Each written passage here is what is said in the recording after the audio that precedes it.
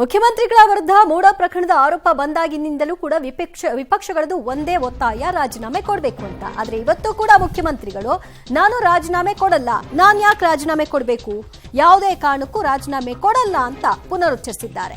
ಮುಖ್ಯಮಂತ್ರಿಗಳು ಇವತ್ತು ಮೈಸೂರಿನಲ್ಲಿ ಈ ಬಗ್ಗೆ ಮಾತನಾಡಿದ್ರು. ಸಿಎಂ ಬೆನ್ನಿಗೆ ಹೈಕಮಾಂಡ್ ನಾಯಕರು ಕೂಡ ನಿಂತಿದ್ದಾರಂತೆ. ಈ ಬಗ್ಗೆ ಅವರು ಹೇಳಿದ್ದೇನು?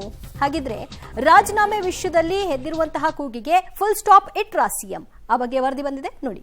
ನಾನು ರಾಜೀನಾಮೆ ಕೊಡಲ್ಲ ಎಂದ ಸಿಎಂ. ಎಚ್ಡಿಕೆ ಬೇಲ್ ಮೇಲೆ ಇಲ್ವಾ? ಮೋದಿ ರಾಜೀನಾಮೆ ಕೊಟ್ಟಿದ್ದಾರಾ? ಸಿದ್ದು ಪ್ರಶ್ನೆ. ಮೂಡಾ ಕೇಸಲ್ಲಿ ಮುಖ್ಯಮಂತ್ರಿ ಸಿದ್ದರಾಮಯ್ಯ ಸಿಲುಕಿದ್ದಾರೆ. ರಾಜೀನಾಮೆಗೆ ಸ್ವಪಕ್ಷೀಯರು ಸೇರಿದಂತೆ ವಿಪಕ್ಷಗಳು ಒತ್ತಾಯದ ಬೆನ್ನಲ್ಲೇ ಮತ್ತೆ ಸಿದ್ದರಾಮಯ್ಯ ತಿರುಗೇಟು ನೀಡಿದ್ದಾರೆ. ನಾನೇನು ತಪ್ಪು ಮಾಡಿಲ್ಲ, ರಾಜೀನಾಮೆ ಕೊಡೋ ಪ್ರಶ್ನೆಯೇ ಇಲ್ಲ ಅಂತ ಸಿಎಂ ಸ್ಪಷ್ಟಪಡಿಸಿದ್ದಾರೆ. ಗೋಧ್ರಾ ಕೇಸಲ್ಲಿ ಮೋದಿ ರಾಜೀನಾಮೆ ಕೊಟ್ಟಿದ್ದೀರಾ ಅಂತ ಪ್ರಶ್ನೆ ಮಾಡಿದ್ದಾರೆ. ಕೇಂದ್ರ ಸಚಿವ ಕುಮಾರಸ್ವಾಮಿ ಬೇಲ್ ಮೇಲೆ ಇಲ್ವಾ, ಅವರೇನು ರಾಜೀನಾಮೆ ಕೊಟ್ಟಿದ್ದಾರಾ ಅಂತ ಪ್ರಶ್ನೆ ಮಾಡಿದ್ದಾರೆ. ನನ್ನನ್ನು ಕಂಡ್ರೆ ಬಿಜೆಪಿಗೆ ಭಯ, ಹಾಗಾಗಿ ನನ್ನನ್ನು ಟಾರ್ಗೆಟ್ ಮಾಡ್ತಾ ಇದ್ದಾರೆ ಅಂತ ಸಿದ್ದರಾಮಯ್ಯ ಆರೋಪಿಸಿದ್ದಾರೆ. ರಾಜೀನಾಮೆ ತಪ್ಪು ಮಾಡಿದ್ರಲ್ವೇನ್ರಿ ರಾಜೀನಾಮೆ? ಕುಮಾರಸ್ವಾಮಿ ಯಾರ ಸರ್ಕಾರದಲ್ಲಿ ಇರೋದು? ಬೇಲ್ ಮೇಲೆ ಇದ್ದಾರಲ್ಲ ಅವರು, FIR ಆಗಿ. ಅವ್ರು ಯಾಕೆ ರಾಜೀನಾಮೆ ಕೊಟ್ಟಿಲ್ಲ? ನಮ್ಮ ಸರ್ಕಾರನ, ಕಾಂಗ್ರೆಸ್ ಸರ್ಕಾರನ ಅಸ್ಥಿರಗೊಳಿಸ್ಲಿಕ್ಕೋಸ್ಕರವಾಗಿ ಮಾಡ್ತಾ ಇದ್ದಾರೆ. ಅವ್ರು ಮುಖ್ಯಮಂತ್ರಿ ಆಗಿರುವಾಗ ಗೋಧ್ರಾ ಇನ್ಸಿಡೆಂಟ್ ನಡೀತಲ್ಲ, ಆಗ ರಾಜೀನಾಮೆ ಕೊಟ್ಟಿದ್ರ? ಬಿಜೆಪಿಯವ್ರಿಗೆ ಯಾವ ನೈತಿಕತೆ ಇದೆ?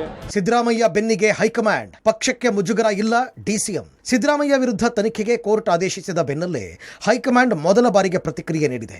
ಸಿದ್ದರಾಮಯ್ಯ ಜೊತೆಗೆ ಇಡೀ ಪಕ್ಷ ಇದೆ. ಸಿದ್ದರಾಮಯ್ಯ ಇಡೀ ಪಕ್ಷವನ್ನೇ ಪ್ರತಿನಿಧಿಸುತ್ತಿದ್ದಾರೆ. FIR ಹಿನ್ನೆಲೆಯಲ್ಲಿ ಸಿಎಂ ರಾಜೀನಾಮೆ ಕೊಡಬೇಕು ಅನ್ನೋದಾದರೆ ಗೋಧ್ರಾ ಪ್ರಕರಣದಲ್ಲಿ ಮೋದಿ ರಾಜೀನಾಮೆ ಕೊಟ್ರಾ ಅಂತ ಮಲ್ಲಿಕಾರ್ಜುನ್ ಖರ್ಗೆ ಪ್ರಶ್ನೆ ಮಾಡಿದ್ದಾರೆ. ಯಾರನ್ನೇ ಆಗಲಿ ವೈಯಕ್ತಿಕವಾಗಿ ಟಾರ್ಗೆಟ್ ಮಾಡಬಾರದು ಅಂತಲೂ ಖರ್ಗೆ ಹೇಳಿದ್ದಾರೆ. ಇನ್ನೊಂದೆಡೆ ಸಿಎಂ ವಿರುದ್ಧದ ಪ್ರಕರಣ ಪಕ್ಷಕ್ಕೆ ಮುಜುಗರ ತರಲ್ಲ ಅಂತ ಕೆಪಿಸಿಸಿ ಅಧ್ಯಕ್ಷ DK ಶಿವಕುಮಾರ್ ಮತ್ತೊಮ್ಮೆ ಸ್ಪಷ್ಟಪಡಿಸಿದ್ದಾರೆ. We are standing with him. We will support him because he represents the party, not individual. Don't target a particular person. ಯಾವ ಮುಜುಗರನೂ ಇಲ್ಲ. ಯಾವ ಮುಜುಗರನೂ ಇಲ್ಲ. ರಾಜೀನಾಮೆ ಕೊಡೋ ಪ್ರಶ್ನೆ ಉದ್ಭವಿಸೋದಲ್ಲ, ತನಿಖೆ ಆದ್ಮೇಲೂ ಬರೋದಿಲ್ಲ. ಯಾಕಂದ್ರೆ ಅವ್ರೆಲ್ಲಾರು ಬರ್ದಿದ್ದಾರ, ಸಿಎಂ ತಮ್ಮ ಅದನ್ನು ಉಪಯೋಗಿಸ್ಕೊಂಡಿದಾರ, ಯಾವ್ದಾರ ಫೈಲ್ನ ನೋಟಿಂಗ್ ಮಾಡಿದಾರ, ಏನಾದ್ರು ಇದೆಯಾ? ಏನೂ ಇಲ್ಲ. ಕುಮಾರಸ್ವಾಮಿ ಹೇಳಲ್ಲ ಅದನ್ನ, ಮೋದಿ ಅವ್ರಿಗೆ ಹೇಳಿ ಕುಮಾರಸ್ವಾಮಿ ರಾಜೀನಾಮೆ ಕೊಟ್ಟು ಅದು ಮಾಡ್ಲಿ ಅಂತ ಹೇಳಿ ಕುಮಾರಸ್ವಾಮಿ ಅವ್ರಿಗೆ. ಯಾಕಂದ್ರೆ ಕುಮಾರಸ್ವಾಮಿ ಅವ್ರಿಗೆ ನೈತಿಕತೆ ಇಲ್ವಾ? ಸಿದ್ದು ರಾಜೀನಾಮೆ ಕೊಡೋದು ಸೂಕ್ತ, ಬಿಜೆಪಿಯಿಂದ ಪಟ್ಟು ಮುಂದುವರಿ. ಇನ್ನು ಸಿದ್ದರಾಮಯ್ಯ ರಾಜೀನಾಮೆಗೆ ಬಿಜೆಪಿ ಬಿಗಿ ಪಟ್ಟು ಮುಂದುವರಿಸಿದೆ. ಮೋದಿ ಹೆಸರೇಳಿ ಸಿದ್ದರಾಮಯ್ಯ ಪಲಾಯನ ಮಾಡೋದಕ್ಕೆ ಸಾಧ್ಯ ಇಲ್ಲ, ಮೊಂಡು ವಾದ ಬಿಟ್ಟು ರಾಜೀನಾಮೆ ಕೊಡ್ಲಿ ಅಂತ ಬಿಜೆಪಿ ನಾಯಕರು ಒತ್ತಾಯಿಸಿದ್ದಾರೆ.